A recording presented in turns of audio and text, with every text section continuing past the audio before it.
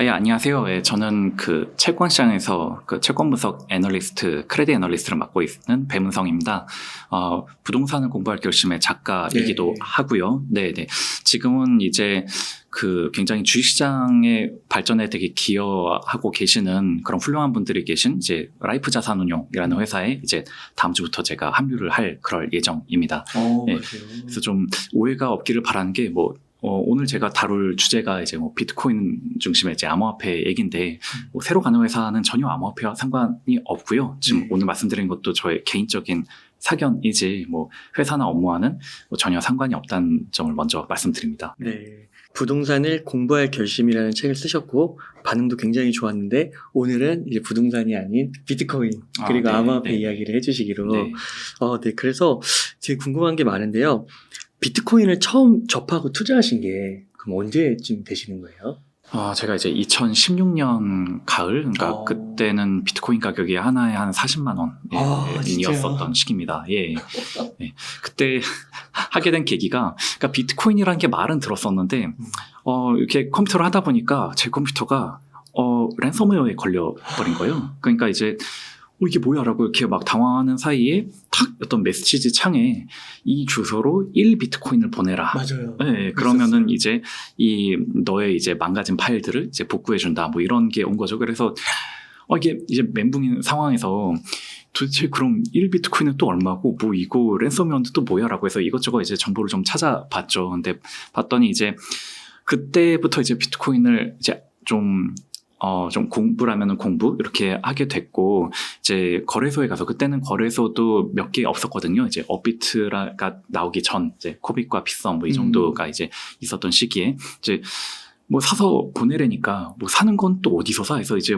사는 것부터 해서 거기서 이제 이제 고민을 많이 했어요. 야, 이게 내가 지금 살려야 될 파일들의 가치가 1비트코인의 가치가 있는 것인가 고민을 했는데, 이 정도 가격이면은 그냥 한번 보내보자.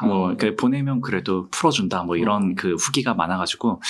그래서 뭔지도 모르지만 어쨌든 그 해커 덕분에 이렇게 비트코인을 전송해보는 경험을 한번 해봤단 말이죠. 근데 처음에는 이제 모든 게 이제 도대체 믿을 수 없는 일들, 내가 왜 이런 일을 겪지부터 해서 이게 다 하나하나 어떤 미지의 세계를 제가 직접 체험하는 그런 과정이었는데, 이 1비트코인이 딱 한 20분 정도 이렇게 후에 딱 전송이 되고 나니까 그 국적도 이름도 모를 그럴 해커가 받았다 하면서 이제 그 암호 키를 주더라고요. 그래서 이제 그렇게 1비트코인을 전송하고 나서 제 이제 감염된 파일들을 다 이제 복구를 할 수 있었는데, 그때 받은 충격이 정말 어마무시했습니다. 왜냐면 제가 당시에는 이제 국책은행을 다니고 있던 시기였었고, 그러면 이렇게 개인이 어떤 외국으로 송금을 하는 게 얼마나 그 많은 규제 그리고 어려움이 있는 것인지, KYC, AML 이런 것도 떠나서 외환이면 한국은행에 신고도 해야 되고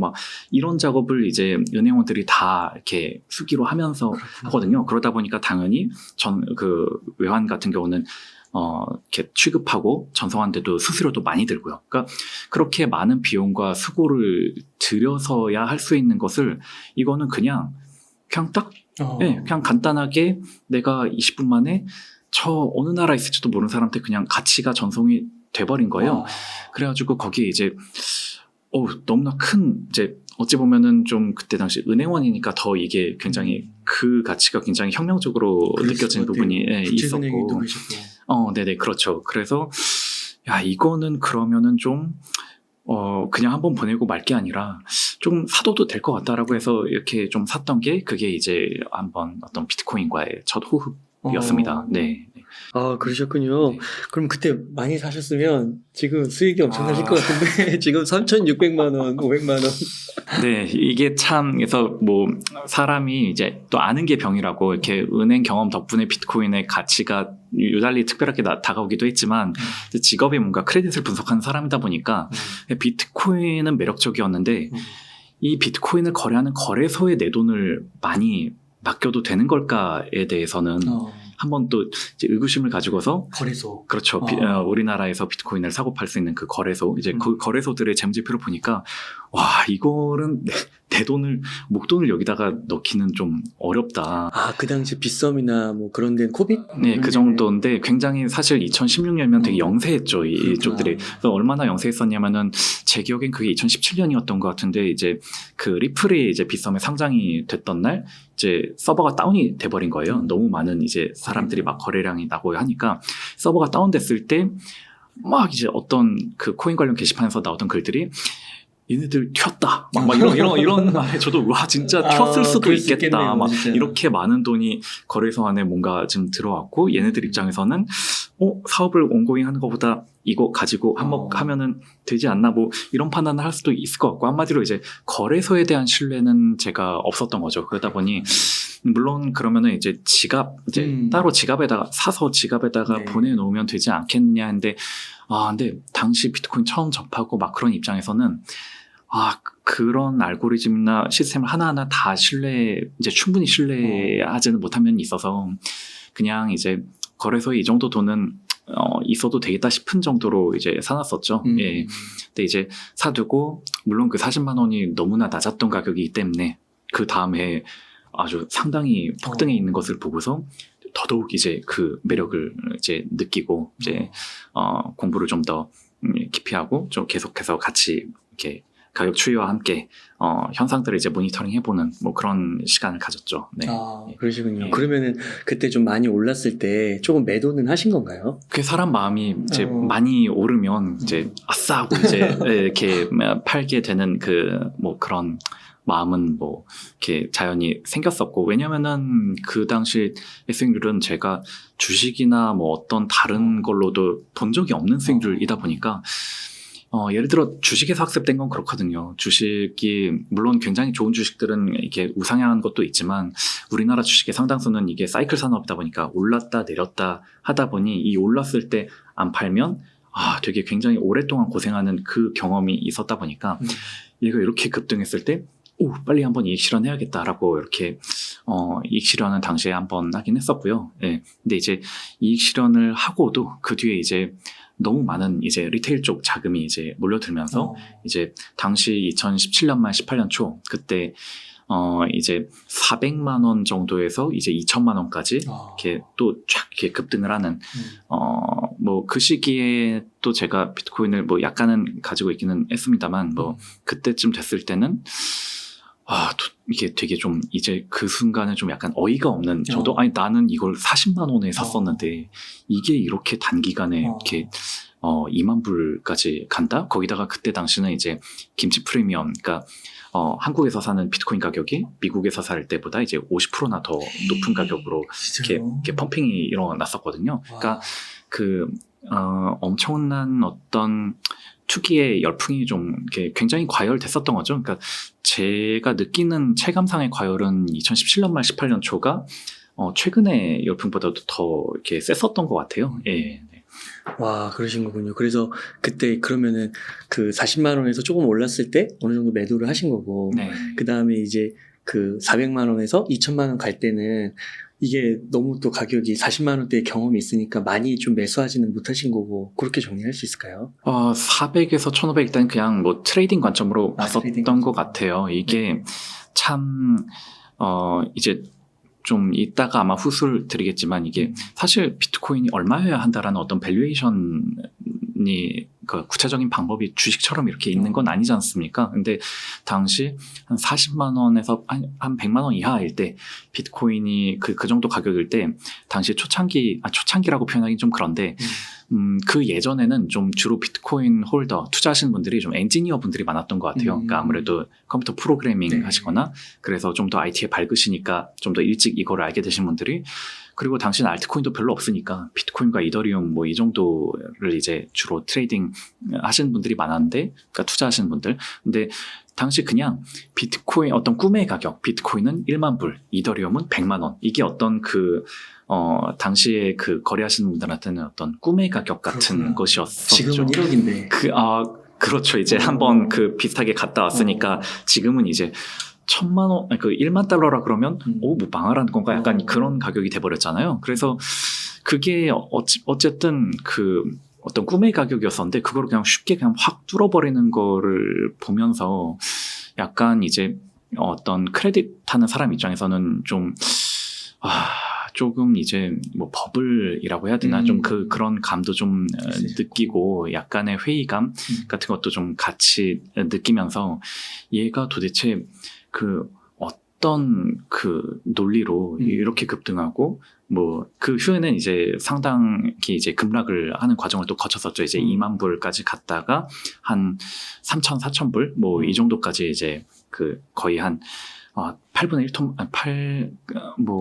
그렇죠. 뭐 한 7분의 1토마, 뭐 이 정도까지, 예, 한번 이제 간 적이 있으니까요. 이제 그 급등과 급락을 이제 함께 하면서, 굉장히 저한테는 좀 많은 공부, 많은 배움을 준 자산이라는 그런 좀 애정을 좀 가지고 있습니다. 네. 그러시군요. 네.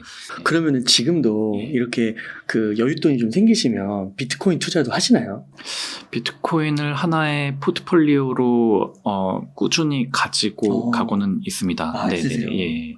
그 이유 중에 하나는 그때 급등과 급락을 경험할 때 보면은 이 자산의 매력 포인트 하나가 이제 그 미국의 금리와 반대로 움직인다라는 거였거든요. 즉 이제 당시에도 2만 불에서 이제 한 3, 4천 불까지 떨어질 때는 이제 페드가 금리를 제로 금리 마치고 이제 2.5%까지 기준금리를 올리던 시기였거든요.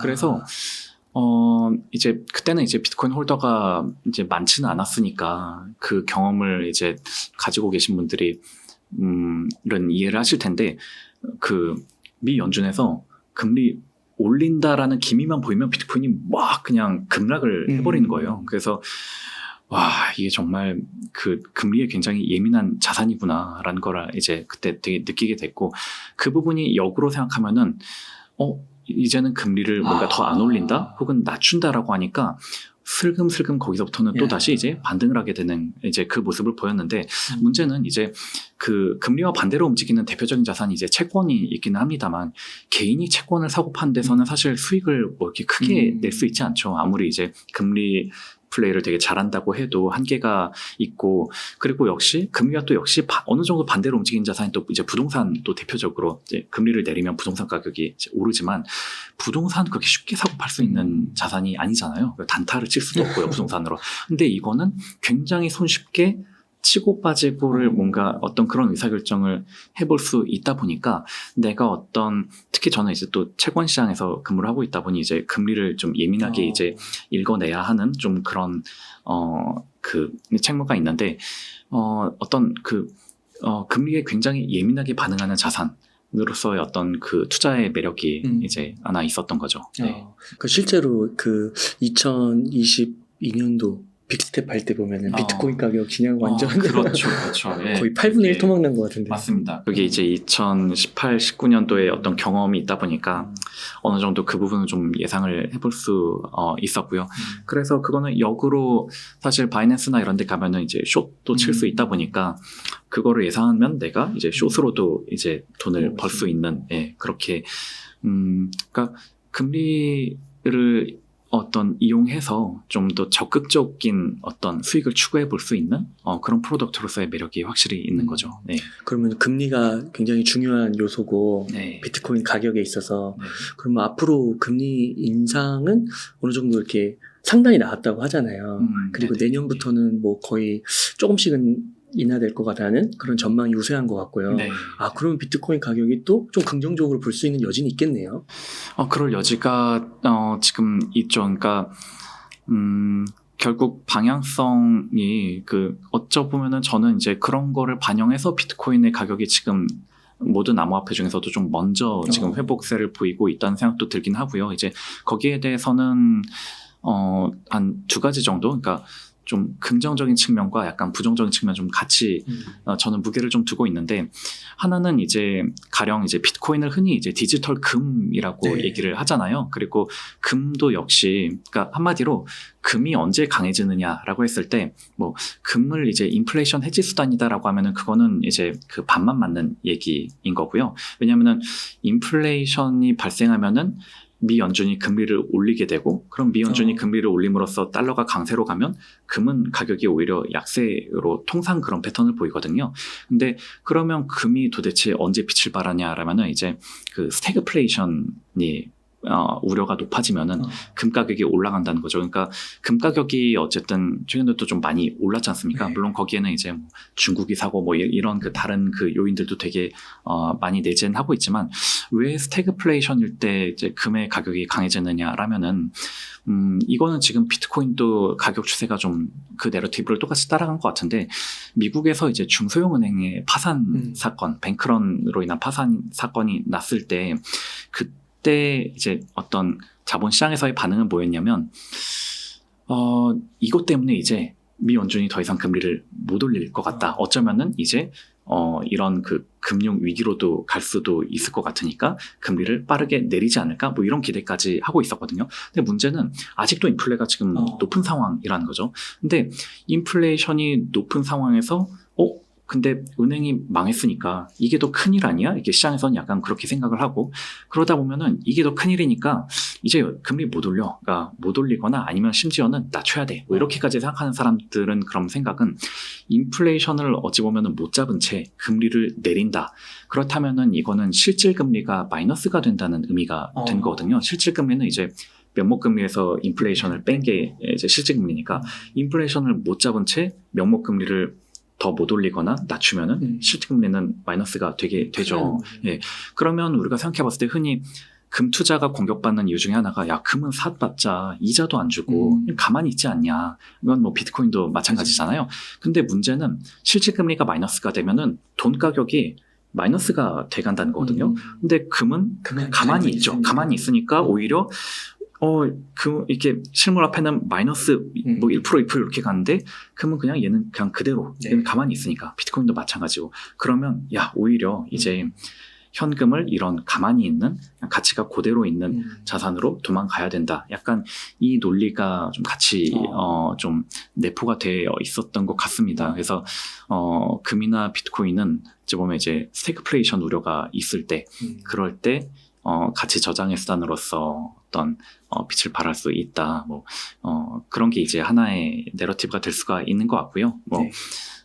그 결론은 비슷하죠. 그러니까 인플레를 못 잡고 금리를 낮추든 아니면 어쨌든 그냥 금리를 낮추게 되든 하면은 이제 그 달러 약세라는 것과 함께 이 자산들로 이제 유동성이 갈 수 있다라는 부분에서는 어쨌든 금리 인상은 이 자산들에게는 좀 안 좋고 금리가 이제 인상이 멈추거나 낮아지면은 이 자산 가격에는 도움이 된다. 뭐 그런 시각이 좀 우세한 것 같습니다. 네. 그럼 여기까지만 딱 들었을 때는 비트코인에 대해서 좀 중장기적으로는 괜찮은 긍정적인 시각을 갖고 계신 것 같은데 맞나요? 뭐 저는 이제 긍정적인 시각도 많지만 한 가지 이제 그 우려되는 포인트는 뭐냐면 이 부분은 이제 그 암호화폐 전문가이신 이제 김동환 대표님께서도 한번 다른 채널에서 말씀을 하신 건데 이 비트코인의 가격을 좀 바이낸스가 받치고 있는 것 같다라는 그 얘기를 또 하신 적이 있거든요. 근데 뭐 사실은 글쎄요, 저는 이제 비트코인의 시총이 지금 워낙 크니까 어떤 하나의 세력이 이 가격을 받친다라는 거에 대해서는 좀 그건 회의적이라고 생각을 했었는데, 그런데 최근에 우리나라도 어떤 그 CFD 사태로 인해서 저런 그 잡주도 아니고 나름 이름 있는 주식들이 이렇게 상당히 오랜 기간 이렇게 상승을 우상향했었던 모습을 보면서 이게 진짜 그 아예 무시할 얘기는 또 아닌 것 같다. 왜냐면 어쨌든 그 자산의 가격을 이해관계자가 받친다는 거는 사실은 어찌 보면 자연스러운 일이기도 하거든요. 물론 이걸 이제 시세 조종이라고 보면은 엄청난 중범죄이기는 한 거죠. 근데 간혹 보면 뭐 부동산도 저기 실거래가가 무슨 뭐 이렇게 저기 허위 뭐 거래가 찍혔다가 취소되고 막 이런 짓거리가 일어나듯이 이제 결국은 이 자산과 이제 이해관계가 있는 분들은 뭔가를 좀 하기는 자연스럽게 뭔가를 하기는 마련이기는 한데, 이것이 뭔가 사실은 어찌 보면 이제 거래소들 입장에서는 이 암호화폐라는 생태계가 유지가 돼야 자기들이 이제 이제 먹고 살 수가 있는 거고, 그러려면은 가장 최후의 보루가 이제 비트코인의 가격이지 않습니까? 이게 폭락을 해버리면은 이 생태계는 이제 무너지는 거고, 이게 한번 생태계 무너지면은 회복하기까지 상당히 오랜 시간이 걸릴 수밖에 없거든요. 그러니까 미국도 주택 가격이 확 급락하고 나버리니까 굉장히 오랜 기간 고생해서야 이제 집값이 다시 오를 수 있었듯이 예, 모든 자산 가격이란 게 참 그래서 급락해서 생태계가 무너지면은 이게 회복하기까지는 굉장히 오랜 기간이 걸리는데 그러다 보니 이 돈이 많은 그러니까 그동안 벌어놓은 돈이 많은 이 바이낸스가 어떻게든 비트코인이 여기서 더 급락하지 않도록 이제 받쳐주고 있는 것 같다라는 거는 뭐 충분히 그럴 개연성도 있기는 하고 그 현실성 여부에 대해서는 이제 뭐 많이 다르겠죠. 왜냐면 지금은 바이낸스만 있는 게 아니라 코인베이스도 있고 이 세력들이 다 같은 생각을 하는 거는 아닐 테니까요. 만약에 받치고 있다면 누군가 숏을 쳐서 이제 공격을 해서 무너뜨릴 수도 있는 것이고 하니까 이 부분에 대해서는 좀 약간 좀 어떤 약간의 주의를 가지고 생각해보면 좋겠습니다. 왜냐하면 지금 이 가격이 저는 굉장히 좀 어느 정도는 좀 경이로운 게 과거에 미국의 기준금리를 2.5%까지 고작 2.5%까지 올렸을 때 비트코인의 가격이 한 3,000불 수준이었는데 지금은 무려 5%가 넘는 상황인데도 2만 불이 넘는 가격을 이렇게 탄탄하게 유지를 하고 있단 말이죠. 이 정도 금리 수준에서. 네네. 그렇다면 이것은 지금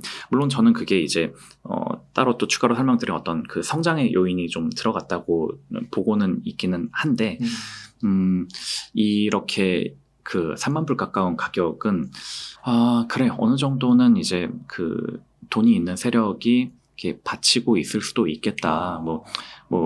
그 위험에 대해서 제로라고 볼 수도 없지 않나. 좀 그렇게도 생각은 합니다. 네. 그 비트코인이 그래도 시가총액이 거의 20위 안에 들지 않나요? 2, 30위 안에 전 세계. 전 세계 자산 중으로 1등이 골드고 2등이 그렇죠. 예, 한창일 때 정말 20위 안에도 들어갔던 걸로 한창일 기억하는데 때는 10위 안에도 10위 안에도 네네 들었던 것 같은데. 네. 근데 이 정도 금액도 그걸 떠받칠 수가 있는 거예요, 세력들이. 글쎄, 저는 그러니까 물론 좀 여전히 좀 그거에 대해서 약간 회의적이긴 한데 이게 결국은 비트코인 가격이란 게 즉 이제 주식은 이제 우리나라 거래소에서 통화를 하기 때문에 어느 증권사에서 사든 그냥 내가 삼성전자 사고 싶다라면은 증권사가 다르다고 해서 가격이 다르진 않지 않습니까? 그렇죠. 근데 이제 비트코인 거래소는 이제 서로 자각각이 있다 보니까 약간씩 다르단 말이에요. 근데 약간씩 달라도 이 재정 거래가 크게 일어나지는 않도록 이제 약간 봇으로 이 가격을 관리를 하는데 이 봇들이 레퍼런스로 삼는 지표 가격은 바이낸스의 비트코인 가격이다 보니 바이낸스가 약간 이거를 관리해주면 다른 거래소들도 그 가격을 이제 같이 추종을 하니까 바이낸스의 가격이 일단은 중요하다라는 거죠. 물론은 이제 바이낸스 외에 이제 코인베이스도 하나의 이제 그 중요한 세력이고 이렇게 이 둘 간의 가격 차이가 좀 나기도 하니까 이제 바이낸스만으로 이렇게 이 가격이 유지된다고 이제 또 보지는 않지만 약간의 개연성은 있다. 예, 이렇게 그 정도로 생각합니다.